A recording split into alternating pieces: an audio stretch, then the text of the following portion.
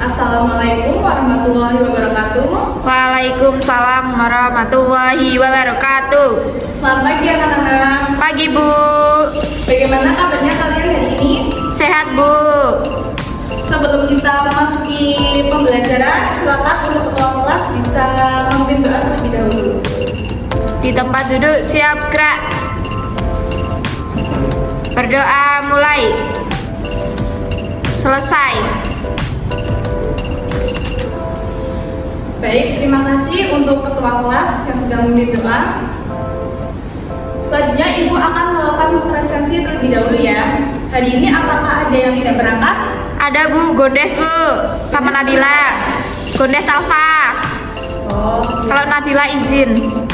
ya nanti Ibu catat ya. Iya Bu. Selanjutnya Ibu akan menjelaskan mengenai tujuan pembelajaran kita pada hari ini.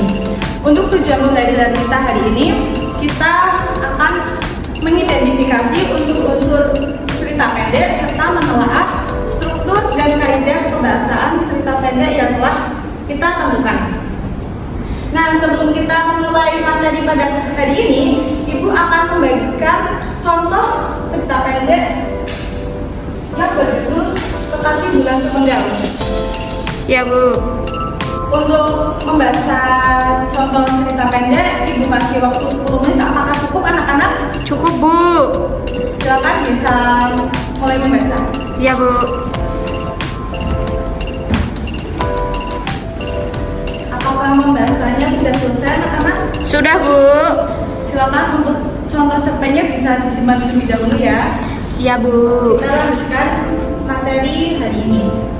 Untuk hari ini kita akan belajar mengenai teks cerita pendek. Di sini ada yang tahu cerita pendek itu apa? Saya Bu. Ya Mbak Aini. Cerita pendek adalah prosa yang berisi gagasan, pikiran, pengalaman yang diimajinasikan dan membentuk sebuah peristiwa dengan satu peristiwa puncak. Ya, jawaban yang tepat. Beri tepuk tangan yang terlebih dahulu Mbak Aini. Selanjutnya, menurut KBBI, cerpen adalah sastra kisah pendek atau kurang dari 1000 kata yang memberikan kesan tunggal yang dominan dan memusatkan diri pada satu tokoh dalam suatu situasi atau pada satu ketika. Selanjutnya ada ciri-ciri dari cerita pendek.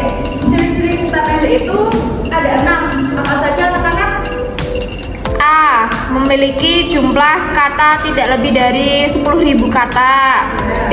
Kebanyakan mempunyai isi cerita yang menggambarkan kehidupan sehari-hari. Selanjutnya, pemilihan katanya sederhana sehingga memudahkan para pembaca untuk memahaminya.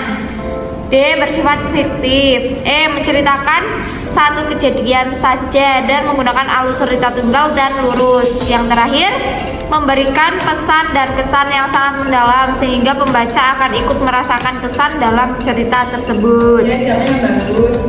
Selanjutnya ada struktur cerita pendek. Silakan untuk Mas Albino bisa menyebutkan struktur cerita pendek itu apa saja? Baik Bu, struktur cerita pendek yang pertama ada abstrak, orientasi, komplikasi, evaluasi, resolusi, dan koda. Bisa dijelaskan lebih rinci?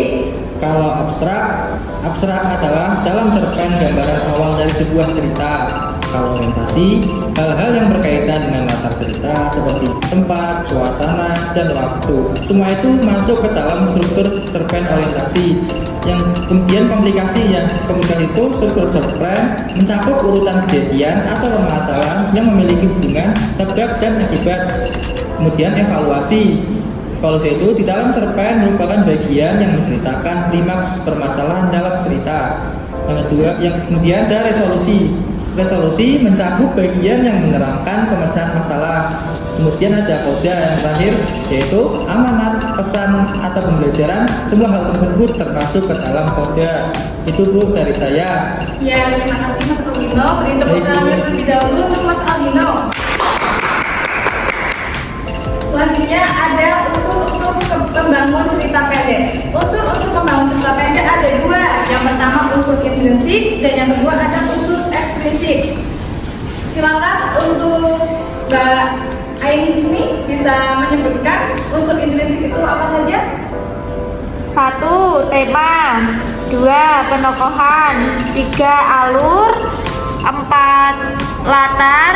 5. Gaya bahasa. 6. Sudut pandang. 7. Amanat, Bu.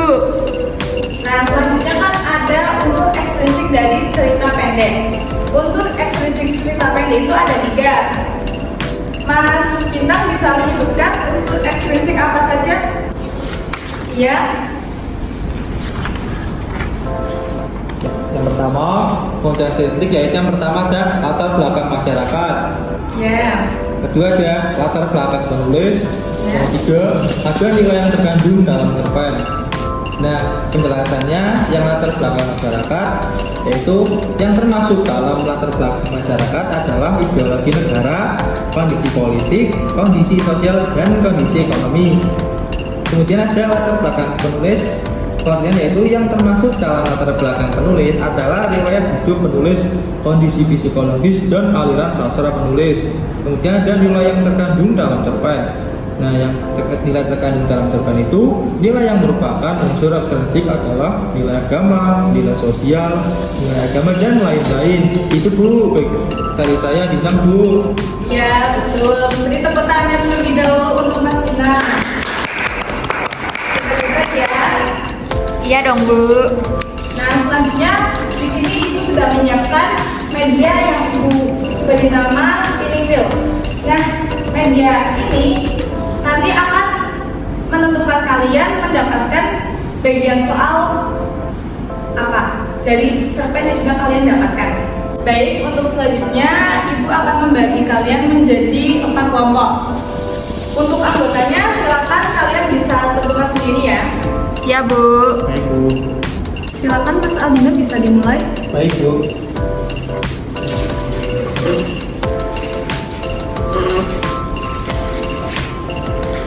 Mendapatkan nanti ya. Iya, Bu.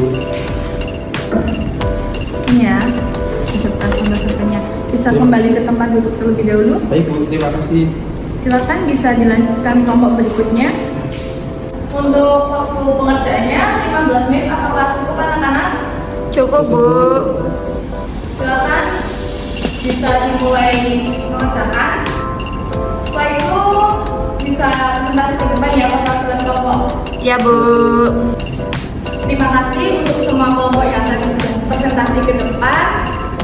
Kalian hebat. Beri tepuk tangannya untuk kalian semua. Nah, selanjutnya kita akan menyimpulkan bersama ya. Ya, Bu. Tadi yang pertama ada Pengertian dari cerita pendek. Cerita pendek adalah prosa yang berisi gagasan, pikiran, pengalaman yang diimajinasikan. ya. Selanjutnya ciri-ciri cerita pendek. 1. Memiliki jumlah kata tidak lebih dari 10.000 kata. 2. Kebanyakan mempunyai isi cerita yang menggambarkan kehidupan sehari-hari. 3. Katanya sederhana sehingga memudahkan para pembaca untuk memahaminya. 4. Bersifat fiktif. 5. Menceritakan satu kejadian saja dan menggunakan alur cerita tunggal. 6. Memberikan pesan dan kesan yang sangat mendalam sehingga pembaca akan ikut merasakan kesan dari cerita tersebut.